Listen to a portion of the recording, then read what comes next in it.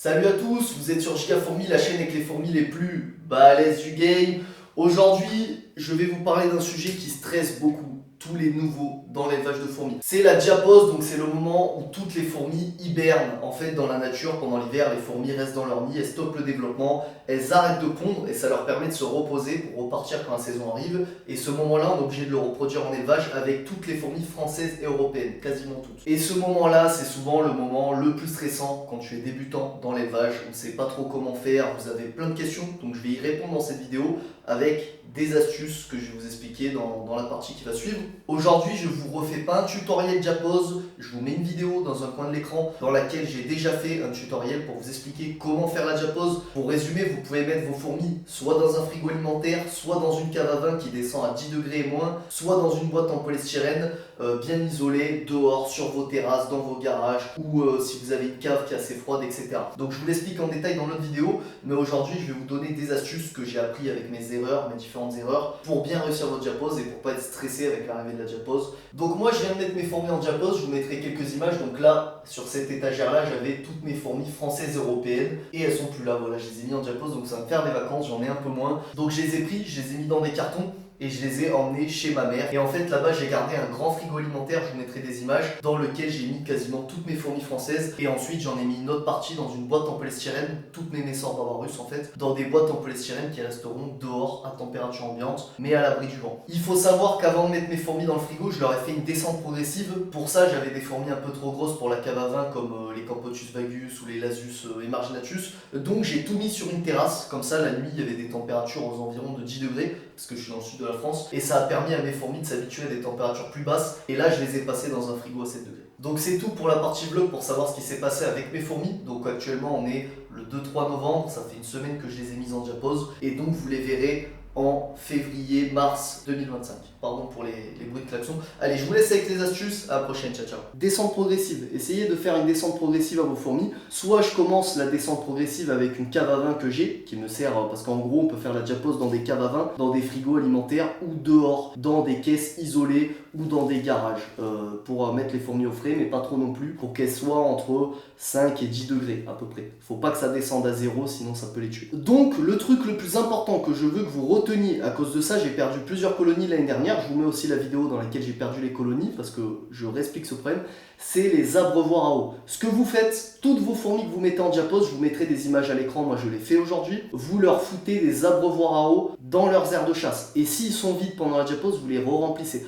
Tout simplement pourquoi? Parce que pendant la diapause, vos fourmis, elles ralentissent leur métabolisme. Elles n'ont pas forcément besoin de nourriture si vous les nourrissez bien avant la diapose. Ça, c'est un truc à retenir aussi. Blindez vos fourmis de nourriture les premières semaines avant la diapose, donc tout le mois d'octobre par exemple. Mais le truc à ne surtout pas manquer, c'est l'humidité. Moi, j'ai oublié d'humidifier l'année dernière des nids, et à cause de ça, j'ai perdu des colonies. C'était fatal, notamment ma colonie principale de Messor Barbarus. Alors, l'abreuvoir à eau est obligatoire pour les fourmis, donc vous avez des nids que vous devez humidifier manuellement. Mais les fourmis qui sont encore en tube à essai, donc qui ont des réservoirs d'eau, ou alors qui sont dans des nids style Fourmi-Shop ou une autre marque qui ont aussi des réservoirs d'eau, eux, s'ils n'ont pas d'abreuvoir, c'est pas grave, parce qu'en fait, le réservoir d'eau va faire qu'elles auront toujours de l'humidité pour s'hydrater. Mais par contre, vos colonies qui ont des nids, par exemple en béton cellulaire, qui n'ont pas de réservoir d'eau, ou alors des tubes à essai qui sont vides ou quoi, ou qui sont presque vides, laissez des abreuvoirs, comme ça, s'il y a un manque d'humidité, elles pourront s'hydrater en se mettant proche de l'abreuvoir, et ça évitera de perdre des colonies bêtement, comme j'ai fait l'année dernière. En parlant des nids qu'il faut humidifier manuellement, je me le suis noté, pensez aussi à humidifier vos nids. Donc une fois par mois, vous mettez mettre un peu d'eau dans le nid, vous aurez moins besoin d'humidifier que hors diapause, parce que dans les frigos ou dehors, dans le froid, etc.,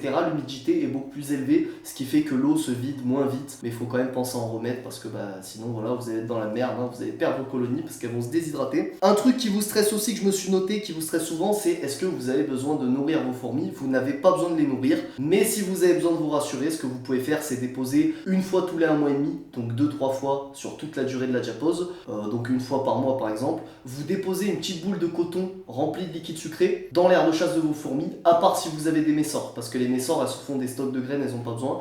Ça, à quoi ça sert? Elles ont des réserves de nourriture normalement, donc vous n'avez pas besoin de faire ça. Mais si jamais la température diapause est trop élevée, donc au-dessus de 10 degrés, vos fourmis ne vont pas vraiment mettre en pause leur métabolisme et risquent de consommer toutes leurs réserves de nourriture. Et donc le fait de mettre un tout petit peu de liquide sucré, ça peut les sauver si elles viennent à manquer de réserve. Donc voilà, moi je vous conseillerais de faire ça. Je le fais personnellement pour me rassurer 2 fois pendant la diapause, mais c'est pas obligatoire. Et ensuite, contrôler les températures dans les frigos, ça c'est important les gars. Vous prenez un petit thermomètre, j'en ai un, je vais vous montrer, je vais chercher. Ce que vous faites, vous prenez un petit thermomètre comme ça c'est un thermomètre style AliExpress, après il y en a d'autres, des électroniques, etc.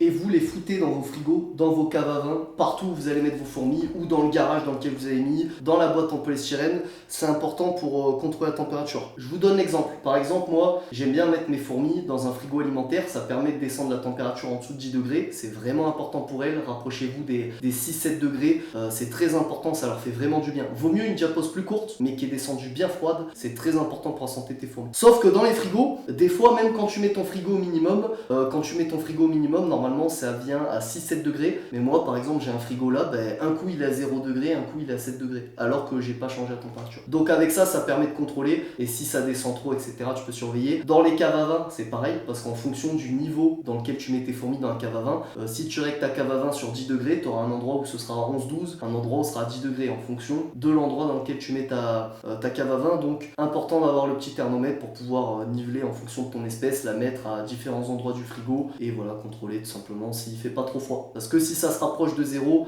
c'est pas bon. Si t'as 0 degré, tes fourmis elles risquent de morfler. Donc faites attention à ça. Le truc qui est super aussi, c'est les boîtes en polystyrène comme ça c'est des boîtes de pêcheurs je crois, qui sont déjà en fait ouvertes avec un couvercle. Ça c'est génial, moi perso je mets mes Messor Barbarousse là-dedans, vu que je les ai récupérés dans ma région, le temps de l'hiver, et je les mets sur ma terrasse à l'abri du vent, et ça suffit, tu vois. En général je le mets dans un carton avec quelques torchons pour qu'ils soient un peu plus isolés quand même. Mais si vous avez des espèces de votre région, vous pouvez les mettre dans des boîtes en polystyrène comme ça dehors. Par contre, isolez bien, mettez soit dans un garage, soit dans une cabane de jardin. Ceux qui sont en appartement, il faudra acheter un frigo, il faudra trouver un autre moyen, ou les mettre chez des grands-parents ou quoi qui eux ont une maison. Et puis voilà, tu les mets là-dedans et ça suffit. Par contre, il faut que ce soit à l'abri du vent. Et moi, je vais faire ça pour toutes mes jeunes colonies de Messor Barbarousse qui me restent. Donc écoutez, c'est tout pour tous les conseils que je voulais vous donner aujourd'hui. Je vous rappelle d'aller voir le guide, on résume. On pense à mettre des abreuvoirs, on pense à bien humidifier les nids de vos fourmis, on fait une descente de température progressive. Pour mettre vos fourmis en diapause, vous avez plusieurs choix. Vous avez le frigo alimentaire, la cave à vin, un garage, une cave tout court si la température est bien. Contrôlez toujours la température avec un thermomètre. Vous pouvez les mettre dans une boîte en polystyrène comme je vous ai montré. Pareil, toujours avec un thermomètre mais à l'abri du vent pour qu'elle soit bien. Et on fait une diapause en général de début novembre à fin février, début mars. Il y a des espèces, il faut faire une plus grosse diapause comme les Campotus siniperda. Renseignez-vous grâce aux fiches d'élevage, etc. Détente sur la diapause. C'est pas... voilà, c'est déjà... Faites les diaposes, c'est important. C'est pour la santé de vos fourmis. Mais détendez-vous sur la diapose. Je sais que c'est un truc qui stresse beaucoup d'entre vous. Faites-la bien, vous allez voir, ça va bien se passer. Pas de stress, et puis ça permet aussi de prendre un peu plus de temps, voilà, ça permet d'être content quand tu retrouves tes fourmis, voilà, t'as un peu de vacances avec elles. Donc si vous voulez, je vous ai fait des suivis de toutes mes colonies de fourmis françaises juste avant cette mise en diapause, pour voir un peu à quel niveau elles sont, etc. Et vous pourrez voir leur évolution l'année prochaine. Je rappelle aussi que sur ma chaîne, vous avez des playlists par espèce pour pouvoir vous retrouver, voir leur évolution, comment elles grandissent, les erreurs que j'ai pu faire avec, etc. Et comme d'habitude, je vous invite à vous abonner. Je vous rappelle qu'on approche des 100 000, donc j'aimerais bien qu'on les passe avant 2025. Donc voilà, merci à ceux qui s'abonneront, lâchez le petit like, le petit commentaire, posez-moi vos questions en commentaire, je vous aiderai avec plaisir. Allez, ciao tout le monde.